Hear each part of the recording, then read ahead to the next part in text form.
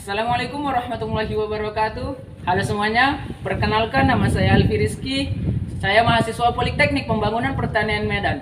Di sini saya akan menjelaskan tentang teknik partisipatif dalam pelajaran pemetaan pedesaan dengan metode MPA. Apa sih MPA itu? MPA adalah bagaimana cara kita mengelompokkan suatu masalah dan menjadikan sebuah masalah itu kita jelaskan bagaimana cara untuk mencari solusinya dengan cara menggunakan metode MPA.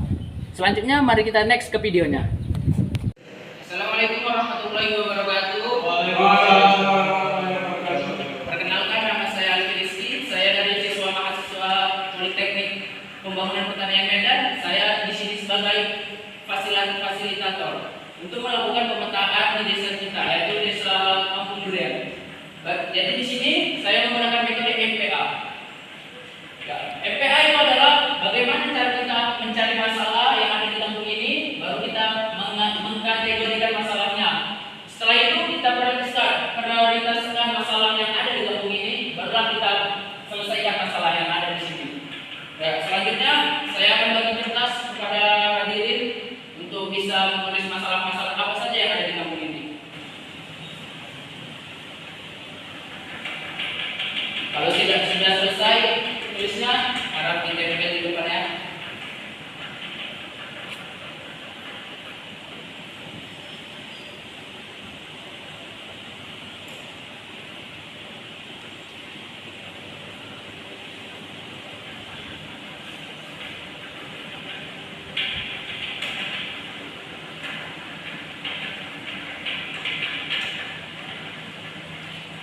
Ditempel Pak di depan Pak. Jangan macam Pak.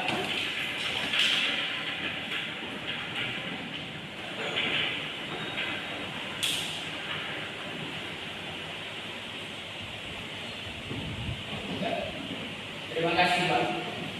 Selanjutnya kita mengkategorikan masalah-masalah apa saja yang ada di permasalahan di tempat ini. Di sini ada tawuran, ada jalan rusak, maling dan sampah. Kita bisa lihat tawuran dan maling ini kan adalah kategori sebagai tempat keamanan. Jadi kita di sini tulis pertama keamanan.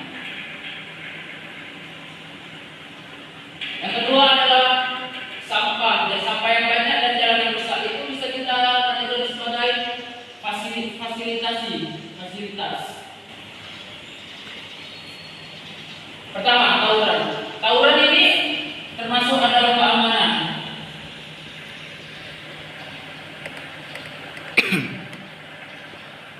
Yang kedua ada maling atau sering terjadi kecurian di tempat kampung kita ini. Di tempat fasilitas kita lihat banyak juga sampah yang ada di tempat desa-desa kita ini. Jadi kita masuki di tempat fasilitas.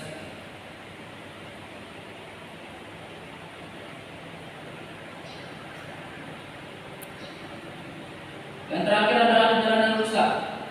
Jalanan rusak adalah termasuk fasilitas yang ada di desa ini karena jalanan adalah sangat penting untuk menghubungkan antara desa dengan desa yang lain. Jadi kita masukkan sebagai fasilitas.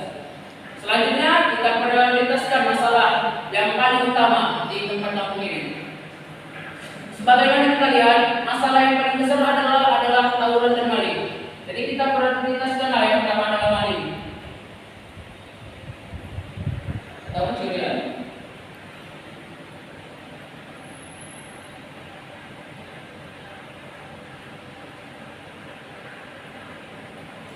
Yang kedua ada tawuran, karena ini bersifat sangat mengganggu masyarakat yang ada di desa kita.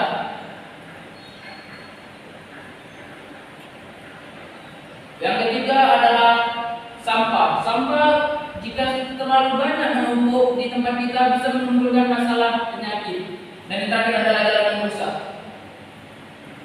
Jalanan juga sangat penting karena dengan jalan yang baik kita bisa bekerja dengan enak untuk bekerja tempat penjualan kita. Yang keempat adalah bagaimana cara memecahkan masalah yang ada di kampung kita. Yang adalah pertama pencurian.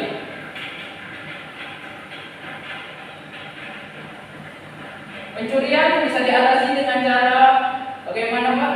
Ada yang bisa beri saran bagaimana kita bisa memecahkan pencurian ini Pak? Bisa kita buat pos kamling agar aman ke kampung kita. Mungkin tempat kampung kita ini belum ada adanya program pos kamling. Dengan itu kita utamakan yang pertama adalah pos kamling. Kita buatlah sistem 1 minggu 1 hari itu ada 10 orang lah menjaga kampung kita, berkeliling-keliling sampai subuh dia menjaga keamanan di kampung kita. Dengan menggunakan pos kamling, insya Allah kampung kita akan aman dari pencurian. Mungkin pencuriannya ini dari kampung luar. Dengan adanya pos kamling, dengan adanya 10 orang ini, insya Allah terjaga kampung kita. Yang kedua, tawuran. Rata-rata masyarakat tawuran ini adalah anak remaja. Anak remaja yang bisa kemungkinan sudah rusak akhlaknya. Bagaimana kita biar agar anak remaja ini kembali ke akhlak yang benar? Saya sarankan pertama adalah kita pemahamkan dengan ajaran-ajaran agama.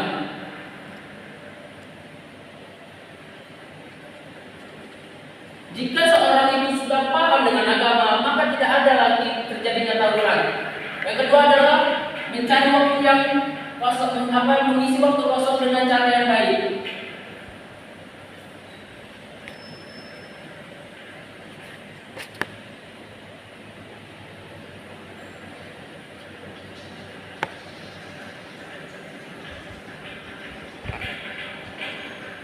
Kita isi waktu anak-anak muda kita ajari mereka dengan pemahaman-pemahaman tentang bisnis, tentang pertanian. Kita ajari mereka agar tidak pemikiran orang itu stres, orang itu akhirnya mereka tawuran. Kita ajarilah mereka dengan mengisi waktu yang bermanfaat. Yang ketiga adalah permasalahan sampah.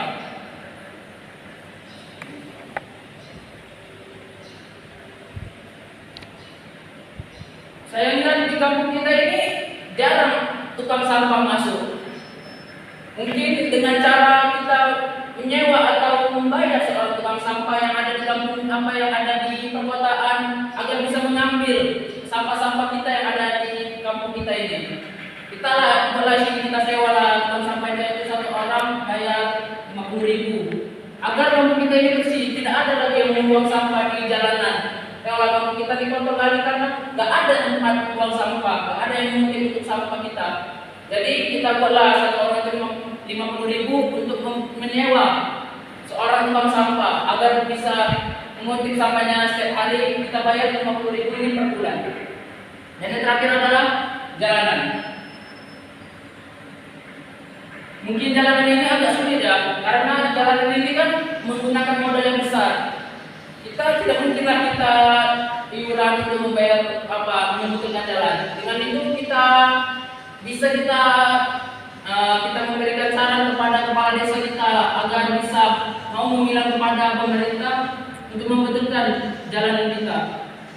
Mungkin dengan cara yang baik kita buatlah desa kita desa yang bisa menjadi desa yang maju lah, agar pemerintah mau membuat jalan yang bagus.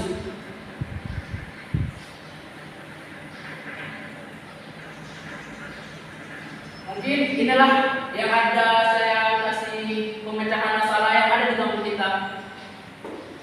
Yang pertama ada pencurian, yang kedua tawuran, yang ketiga sampah, dan yang keempat jalanan yang rusak. Sampai sini adakah sekiranya yang mau ditanyakan? Sudah ada. Terima kasih atas waktunya Pak, atas kerjasama kita. Semoga dengan penerapan ini kampung kita akan lebih maju, agar demi keamanannya lebih tinggi dan nilai daya saing kita antar kampung agar lebih baik. Saya akhiri dengan wassalamualaikum warahmatullahi wabarakatuh.